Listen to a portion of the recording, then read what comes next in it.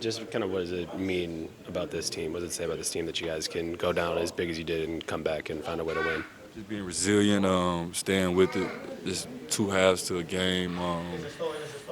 Things weren't going our way. We missing bunnies, missing layups, turning the ball over.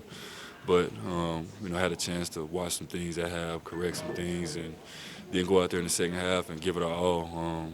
Whether shots are going in or not. I think one thing that you can always rely on is effort and energy, and going out there and playing for each other. I think we did that in the second half.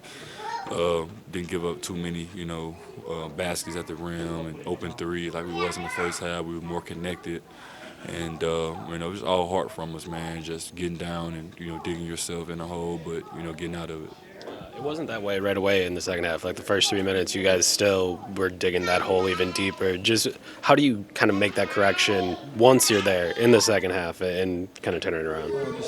Staying with it. It's a game of runs. It's a long game. That's why the adjustments matter so much in a 48-minute game. Guys are going to start hot. Guys are sometimes going to start cold, whatever it is. But you have to play the whole game.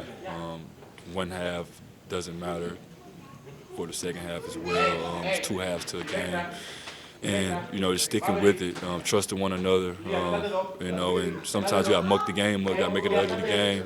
If things aren't going in, crash the glass, see something go in and bring some energy to the game. And, I think that's what we did in the second half is play with more energy and effort. I think that's one thing that can always be there, whether shots are going in or not. The effort has to be there on a daily basis. You really started to take over there in the fourth quarter. What's going through your mind in those moments? Just bringing heart. I had nothing going on for me. I'm missing layups. I'm missing shots I normally make. But one thing I always rely on is my effort. Whether I'm making shots or missing it, I give my all on a daily basis. When I step out there, I'm 110% in. One thing nobody can take from me, no matter what. I play hard. I play with all heart. So just crashing the glass as much as I can, see we didn't have nothing going on. So first thing I learned as a basketball player was to be a garbage man.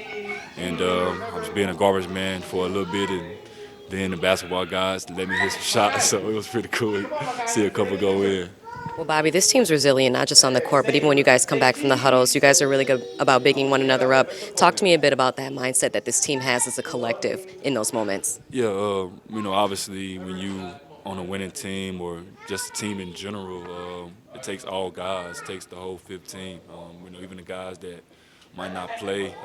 One thing we've done here when I've came here that they've already had was a culture set in stone already that, guys that's on the bench uplift the guys that's playing, guys that come off the court, dap each other up and say keep going, whether you're making shots or missing it, we're always there for one another.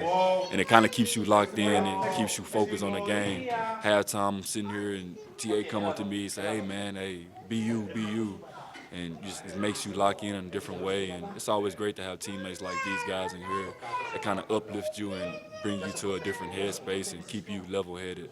Because over the 82-game stretch, it's highs and lows that come with it. It's guys that get on Twitter and they talk crazy about you, whatever it is, and you can kind of trick yourself into believing those things that people say.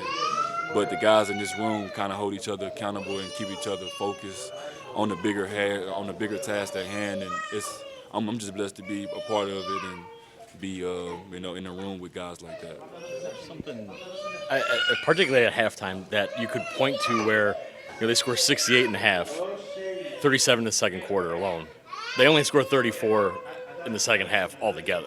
And y'all have done that a couple times where it's like these first halves. Like, is there anything you've been able to put a finger on as to why that's occurred as often as it has? I can't just point one thing out, but I think we were more attentive. We locked in on our assignments a lot more, and then obviously just being at home, being in a good crowd, bringing energy, bringing effort. I think the biggest thing was the effort was there in the second half. Whether it's guys helping and helping each other, helping the low man being there, being more connected, talking. I think talking and communication is a big thing in team sports. I think we talk more in the second half. And then, we got, more, second chance opportunities as well. Sometimes in the first half, we was one shot and out, or they come down, make a shot, and extend the lead. So Can't point one thing. I think everybody that played pitched in different ways and helped impact winning.